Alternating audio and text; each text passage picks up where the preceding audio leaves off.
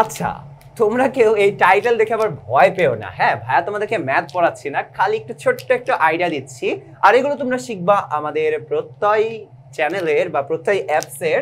তোমরা differentiation integration দুটো chapter আছে, সেখানে ডিটেইলসে শিখবা। তোমরা সেগুলো দেখে নিও, ইনশাআল্লাহ তোমরা এগুলো সব ক্লিয়ার হয়ে যাবে। যাই হোক, আমরা ডিফারেন্সিয়েশন একদম শর্টকাট একটা ছোট্ট জিনিস তোমাদেরকে শিখাবো। সেটা কি? ডিফারেন্সিয়েশন মানে কি, ইন্টিগ্রেশন মানে কি, দ্যাটস ইট। ডিফারেন্সিয়েশন মানে হচ্ছে ভাইয়া ভেঙে ভেঙে ভেঙে ভেঙে ভেঙে ছোট করা। ইন্টিগ্রেশন মানে কি? জুড়ে জুড়ে জুড়ে জুড়ে জুড়ে জুড়ে বড় করা। মানে মনে করো আমাকে মাইরা মাইরা তুমি ভেঙে ভেঙে গুড়া গুড়া করে অনুপরমাণুতে ভেঙে ছোট্ট ছোট্ট করে ফেলছো, তাহলে এটাকে বলা হবে ডিফারেন্সিয়েশন করা। আর ওই আমার সেই ছোট্ট ছোট্ট ছোট্ট ছোট্ট অনুপরমাণুগুলোকে তুমি জুড়ে জুড়ে জুড়ে জুড়ে আমাকে আবার এরকম একটা মানুষে পরিণত করেছো, সেটা হবে ভাইয়া ইন্টিগ্রেশন। এই হচ্ছে একটা মজার কথা। এবার তোমাদের একটু বুঝাই, খেয়াল করে দেখো, এখানে ভাইয়া ডিডি এক্স লিখেছি, ডিডি ওয়াই লিখেছি, ডিডি টি লিখেছি। এগুলো কি ভাইয়া? এটার ক্ষেত্রে তোমাকে আমি যেটা বলবো সেটা হচ্ছে এগুলো হচ্ছে অপারেটর। অপারেটর কি? যা দিয়ে আমরা কিছু করতে পারি। সিম্পল জিনিস চিন্তা করো, বাংলাতে তোমরা উপসর্গ পড়ছো না? এই যে উপসর্গগুলো থাকে, এগুলো একা একা কিন্তু এগুলো কোনো অর্থ থাকে না।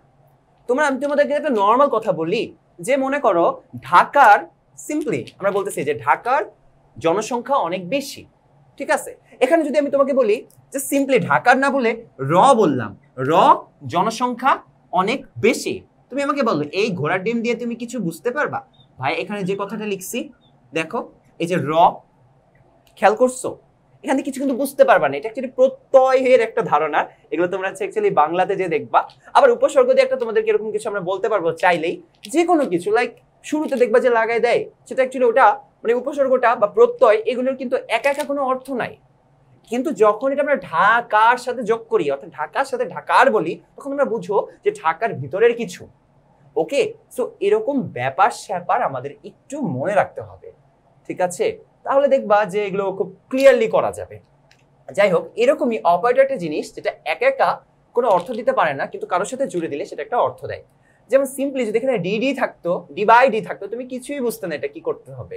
বা ডি বাই ডি এক্স, এটা কি? এটার মানে কি? এটার মানেটা হচ্ছে এক্স এর সাপেক্ষে আমি ভাঙবো। কোনো একটা কিছু আমার দিয়ে দিবে, এখানে একটা কোনো টার্ম দিয়ে দিবে, কিছু একটা দিয়ে দিবে যেটাকে আমরা এক্স এর সাপেক্ষে ভাঙবো। এখানে কোনো একটা টার্ম বা কিছু একটা দিয়ে দিবে যেটাকে আমরা ওয়াই এর সাপেক্ষে ভাঙবো। এখানে কিছু একটা জিনিস দিয়ে দিবে যেটাকে আমরা টাইম বা টি এর সাপেক্ষে ভাঙবো। যদি ধরো এখানে ডিডি এক্স দিয়ে তোমাদের ভাইয়া আরিফ ভাইয়াকে দিয়ে দিল, তাহলে তোমরা এক্স এক্সিস এর সাপেক্ষে বা এক্স এর সাপেক্ষে আরিফ ভাইয়াকে ভাঙবা। এক্ষেত্রে তোমরা ওয়াই এর সাপেক্ষে আরিফ ভাইয়াকে ভাঙবা।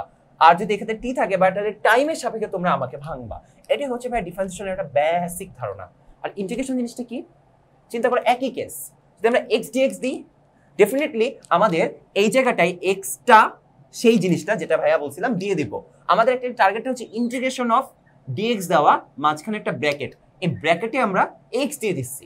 অর্থাৎ এক্স কে আমরা ডিএক্স এর রেসপেক্টে, মানে কি ডিফারেন্সিয়েশন ডিএক্স এর রেসপেক্টে কি করব বলতো? ইন্টিগ্রেট করব। অর্থাৎ ডিএক্স এর রেসপেক্টে, এক্স এর রেসপেক্টে আমরা এক্স গুলোকে সবগুলোকে জুড়ে জুড়ে জুড়ে জুড়ে বড় কিছু একটা বানাবো। এক্ষেত্রে দেখো টাইমের রেসপেক্টে বা ডিটির রেসপেক্টে আমরা কি করছি? এখানে যে জিনিসটা দিয়ে দিয়েছে অর্থাৎ টি স্কয়ার দিয়েছে, সেগুলোকে আমরা কি করছি? ছোট ছোট গুলোকে জুড়ে জুড়ে জুড়ে জুড়ে সেই টি স্কয়ার গুলোকে জুড়ে জুড়ে জুড়ে জুড়ে আমরা বড় কিছু একটা বানাইছি।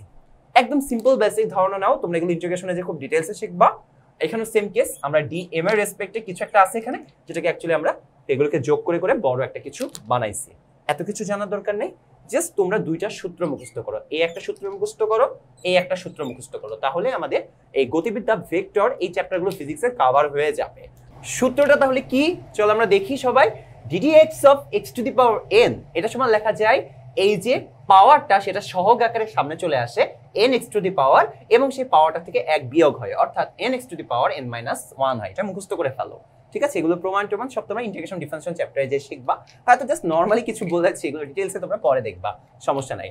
আরেকটা কথা, integration of x to the power n dx, এরকম যদি কোনো টার্ম থাকে সেটা অ্যাকচুয়ালি হয় x to the power n plus 1 divide by n plus 1 plus c, যেখানে c টা হচ্ছে কনস্ট্যান্ট। এই কনস্ট্যান্টটা কখন থাকে না? যখন ভাইয়া ইন্টিগ্রেশনের লিমিট দিয়ে দেয়, মানে বলে দেয় যে কোথা থেকে কতটুকুর ভিতরে তুমি যোগ করবা। ধরো আমি এখানে দাঁড়ায় আসছি, আমার এখানে একটা আমি পয়েন্ট দিলাম, এখানে একটা পয়েন্ট দিয়ে দিলাম, বললাম এটুকুর ভিতরে যা আছে তুমি সব যোগ করো। তো এটা হবে একটা লিমিট, ধরো x1 ধরলাম, এটা হবে আরেকটা লিমিট x2। এটা হচ্ছে লিমিট দিয়ে দিলে এই কনস্ট্যান্ট আর লাগে না। এগুলো তোমরা পরবর্তীতে দেখবা, সো টেনশন করার কিছু নাই। আমরা একটু একটু করে চলো আমাদের এই চ্যাপ্টারে যতটুকু লাগবে সেটা তোমাদের একটু দেখাই দিই।